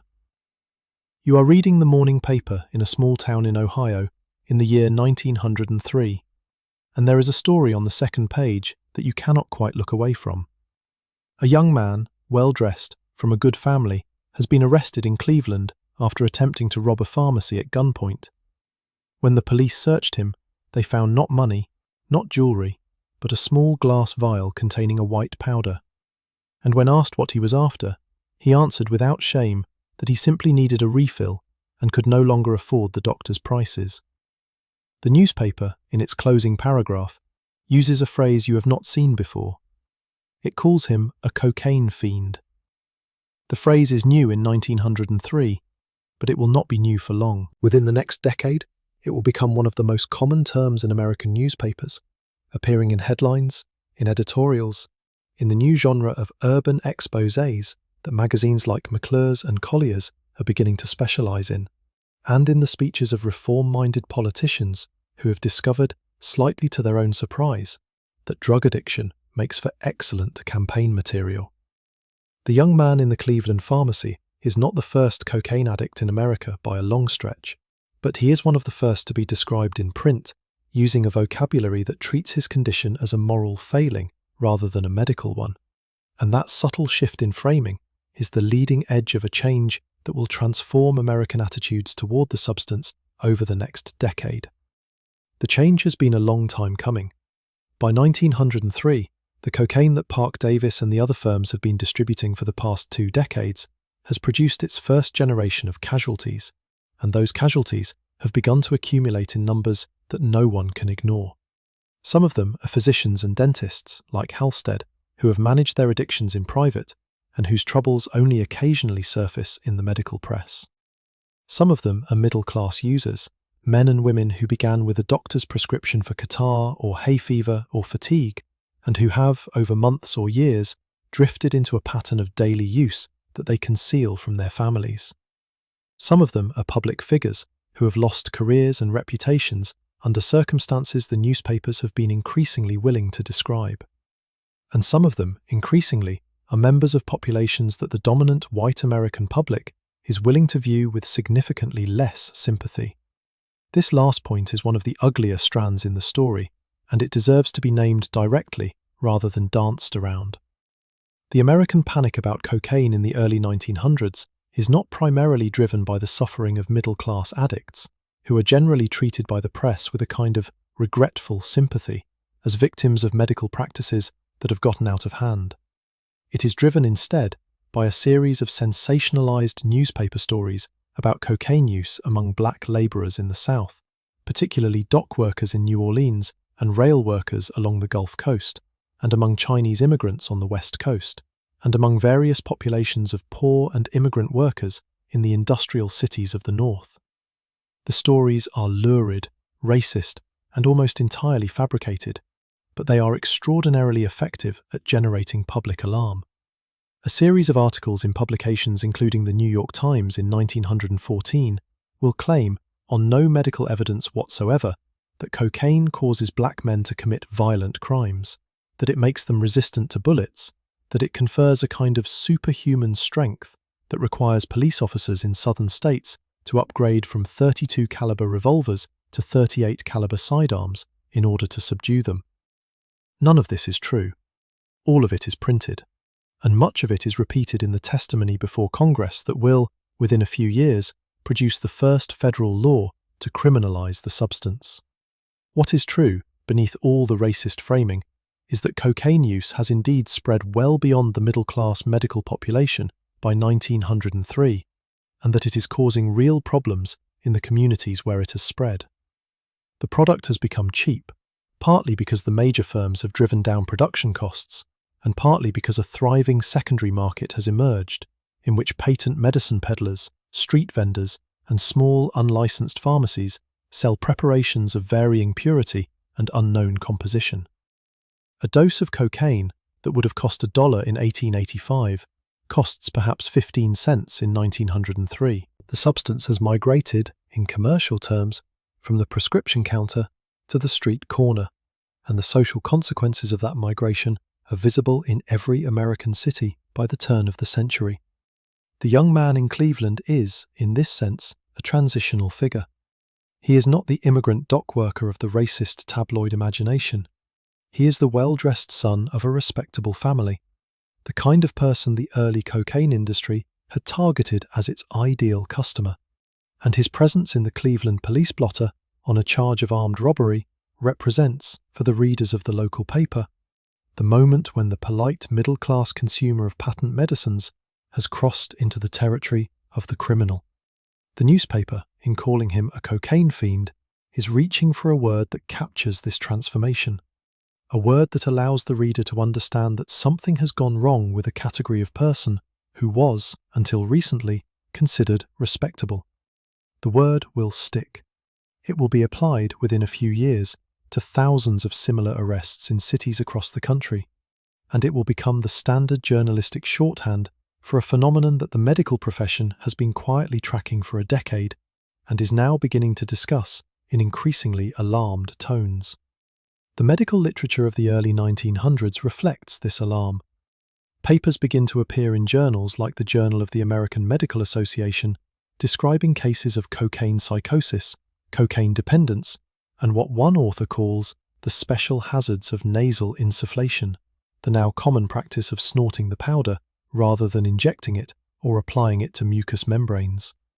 The American Pharmaceutical Association, in 1903, establishes a committee on the acquirement of drug habits, which produces a series of reports over the following years documenting the explosive growth of cocaine and opium use in the United States and recommending various forms of regulation. The American Medical Association, in 1905, formally withdraws cocaine from the list of substances recommended for use as a general tonic, retaining its endorsement only for the specific surgical applications pioneered by Koller and Halsted. The state legislatures begin, one by one, to pass laws restricting the sale of cocaine to prescription only, with New York leading the way in 1907, and most other states following over the next 5 years. The federal government, however, has not yet acted. The Pure Food and Drug Act of 1906 requires manufacturers to disclose the presence of cocaine and other narcotics on their product labels, which results in a wave of relabeling and reformulation across the patent medicine industry, but it does not actually prohibit the sale of the substances themselves. A federal physician could still prescribe cocaine freely. A federal pharmacy could still sell it. A federal patient could still purchase it, in disclosed quantities, from a long list of products on the shelf. The young man in the Cleveland pharmacy could, in principle, have walked in legally and bought what he wanted, if he had been able to pay for it. The fact that he could not pay for it, and that he chose to point a gun at the pharmacist instead, is the kind of detail that will, over the next decade, accumulate into a political case for federal intervention. And the federal intervention, when it comes, will reshape the entire American relationship with the substance in ways that no one in the hearing room quite anticipated, and that the country has been arguing about ever since. You are sitting in the back of a congressional hearing room in Washington in the spring of 1914, and the air is heavy with cigar smoke and the particular tension of legislators preparing to do something they know will be popular and suspect will be ineffective. The bill before them is called the Harrison Narcotics Tax Act, and what it proposes to do, technically, is impose a tax on the importation and distribution of opium and coca products. What it will actually do, in practice, is end the open sale of cocaine in America, criminalize possession outside a medical context, and create overnight a new category of person, the drug offender, that the country will spend the next century trying to figure out what to do with.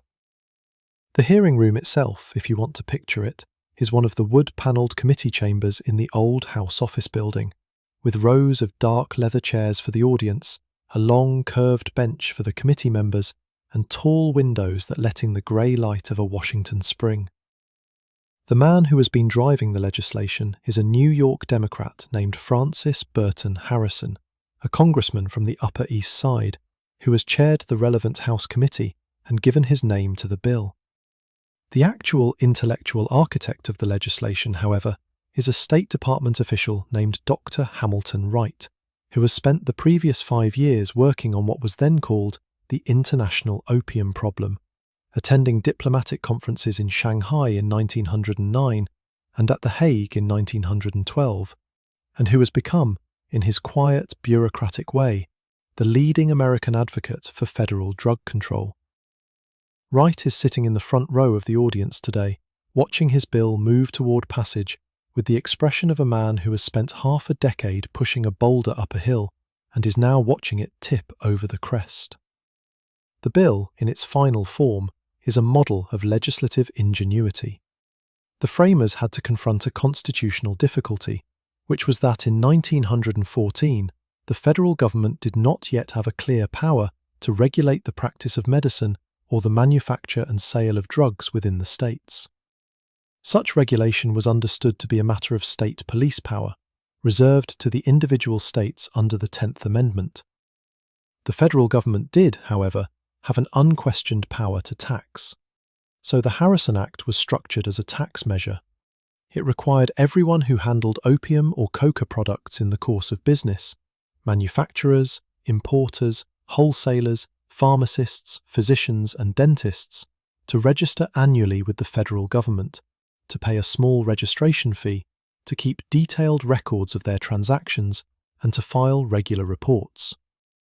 Anyone who handled these substances without registering would be in violation of federal tax law and subject to criminal prosecution. The framers, in private correspondence, were quite candid that the tax aspect was a legal fiction designed to bring federal prosecutorial power to bear on what was really a public health and criminal justice matter, and that the genuine purpose of the bill was to drive the substances out of unsupervised commerce and into a narrowly defined medical channel. The hearings leading up to the bill have been a curious mixture of genuine public health concern and the kind of rhetoric that we have already encountered in the newspapers of the previous decade. Witnesses appear and describe the case histories of cocaine addicts, the medical complications of long-term use, the social damage being done in cities across the country. Other witnesses describe, in language that is now genuinely uncomfortable to read, the alleged threat posed by cocaine-using minorities in the South and in the cities. A particularly notorious New York Times article from February of 1914, written by a physician named Edward Huntington Williams and titled in language we will not reproduce here, is entered into the congressional record and cited repeatedly by witnesses as evidence of the urgency of federal action. The article makes claims that no modern researcher takes seriously, but in 1914, with the country only a few decades past the end of Reconstruction, and in the middle of the long period of legal and social repression we now call the Jim Crow era, these claims land on receptive ears. The bill draws support from Southern Democrats, who see it as a tool for controlling black populations, from Northern progressives, who see it as a public health measure, from temperance advocates, who view it as an extension of the broader anti-vice movement, and from the pharmaceutical industry itself, which has begun to view federal regulation as preferable to the chaotic patchwork of state laws that have been multiplying over the past decade. The pharmaceutical industry's position is one of the more interesting aspects of the story. The major firms, including Park Davis and Squibb and Mallinckrodt, have come to recognize that the open commerce in cocaine and opiates is producing public relations damage that threatens their respectability as legitimate medical suppliers.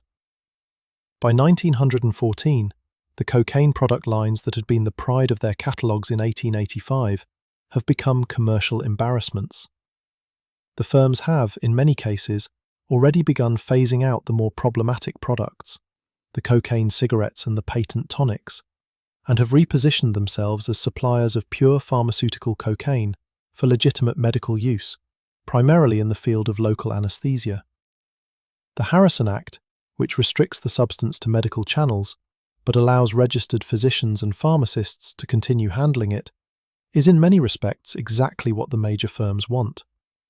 It eliminates their disreputable competitors, it consolidates their market position, and it provides a federally sanctioned distribution system within which they can continue to operate. The industry's lobbyists work quietly with Harrison's staff during the drafting process to ensure that the registration requirements are designed in ways that the established firms can easily meet, while smaller and less reputable operators will find them prohibitive. The bill passes the House in June of 1914, the Senate in August, and is signed into law by President Woodrow Wilson on the 17th of December of that year, taking effect on the 1st of March, 1915. The text of the Act runs to about 12 pages. It requires the registration and record-keeping described above, imposes a tax of $1 per year on registered handlers, and prescribes penalties of up to 5 years in federal prison for violations. There is no mention, anywhere in the text, of the word addiction. There is no provision for the treatment of users. There is no exception for personal possession by people already dependent on the substances.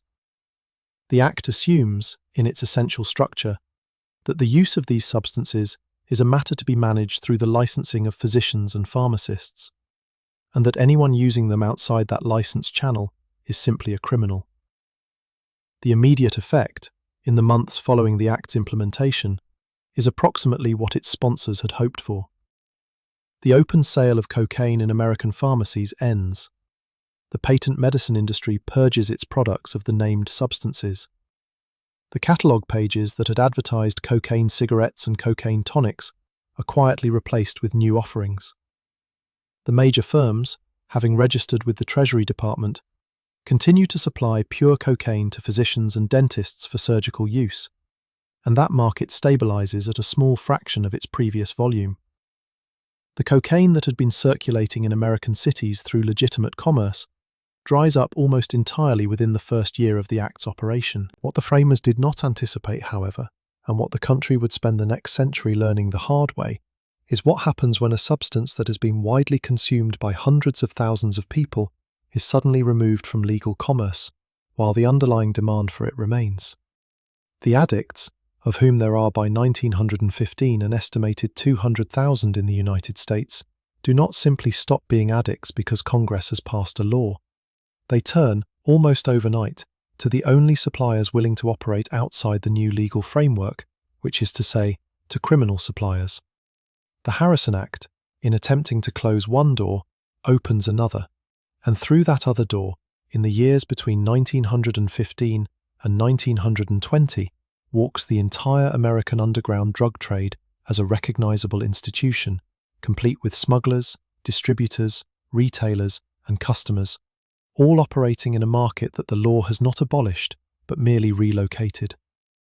The Treasury Department, charged with enforcing the Act, almost immediately faces a question that the legislators had not adequately addressed. Many physicians, in the months following the Act's passage, continue to prescribe cocaine and opiates to their addicted patients on the theory that addiction is a medical condition and that maintenance prescribing is a legitimate form of treatment. The Treasury's Narcotics Division, under a series of energetic commissioners beginning with Henry Treadway Finch, takes the position that this practice is illegal, that addiction is not a disease but a vice, and that any physician who maintains an addict on prescription drugs is in violation of the Act. A series of test cases in the late 1900 teens, culminating in Webb versus United States in 1919 and Jin Fui Moi versus United States in 1920, establishes the Treasury's interpretation as the law of the land. Maintenance prescribing is criminalized. Physicians who attempt to treat addicts in this manner are prosecuted, fined, and in some cases imprisoned. The clinics that had opened in cities like New York and Shreveport to provide medically supervised access to the substances are closed by federal pressure within a few years. The cigar smoke clears slowly from the hearing room. The legislators file out, satisfied that they have done what their constituents wanted them to do. Hamilton Wright walks out into the grey Washington afternoon, his bureaucratic mission accomplished.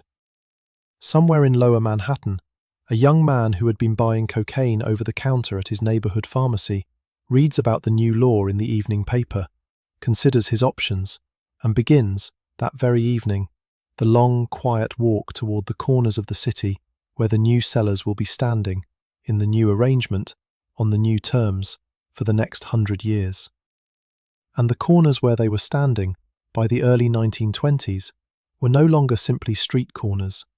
They were doorways down narrow stairs, back rooms behind unmarked entrances, apartments on the upper floors of brownstones where the music came up through the floorboards and the air was thick with cigarette smoke and the particular alertness of people who were not where they were supposed to be. You are in a Harlem jazz club in the year 1922, and the band is sweating through its third set of the night, and the trumpet player is playing something that the sheet music does not entirely account for. And somewhere in the audience, a society columnist from a downtown newspaper is taking notes with a kind of fascinated horror. The music is new, the dancing is new, the clothes are new, and so is the powder that some members of the band keep in small folded papers in their breast pockets. A powder that they refer to, when they refer to it at all, as girl, or snow, or just the stuff, and which they share with the trust of people who understand they are operating outside any system that would protect them.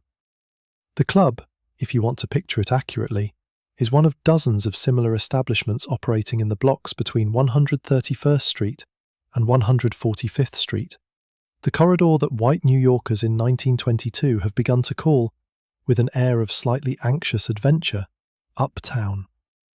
Some of these clubs are large and famous: the Cotton Club, Connie's Inn, Small's Paradise. Places that will end up in the history books and the documentaries and on the walls of bars in cities the patrons could not have imagined. Most of them are smaller, anonymous, located in basements and second-floor walk-ups, advertised only by word of mouth, and recognizable from the street only by the doorman standing under the awning and the particular quality of light leaking out from behind a heavy curtain. The Harlem Renaissance, which is the name later historians will give to this moment, is barely a year or two old in 1922, and the people living inside it have no idea that it has a name. They simply know that something is happening, something musical and literary and political and chemical, and that the rest of New York has begun to take notice. The musicians, in particular, occupy a strange position in this geography. They are the entertainers, the workers, the men in pressed suits playing 6 nights a week for audiences that include both the Harlem residents who actually live in the neighborhood and the downtown white crowd that has discovered, in the years since the 18th Amendment took effect on the 17th of January 1920, that the best music in New York is being played in places where the rest of the laws are also being ignored. Prohibition has done many things to American social life, but its most enduring effect on the geography of vice is that it has consolidated into a single physical space the things that previous generations had kept carefully separate. The clubs that sell illegal alcohol are, almost by definition, willing to overlook the other illegal substances that circulate among the staff and the clientele. Cocaine, which was a respectable medicine 30 years earlier and a controlled substance for the past 7 years, finds its second commercial career not on the open market, but in the velvet darkness of the speakeasy.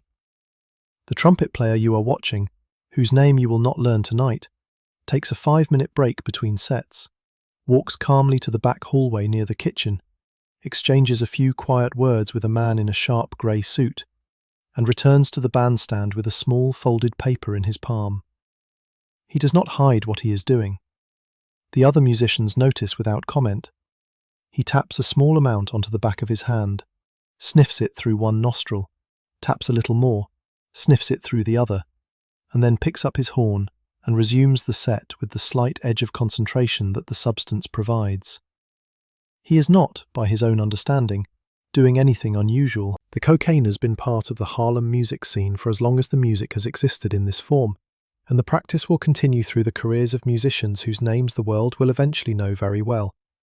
Louis Armstrong, who experiments with it briefly in the late 20s before settling firmly on marijuana for the rest of his life.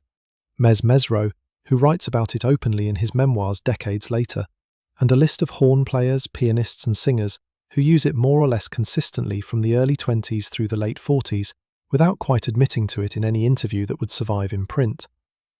What you have to understand about the social geography of cocaine in this particular moment is that it has, since the Harrison Act, undergone a kind of caste sorting that the legislators of 1914 had not anticipated.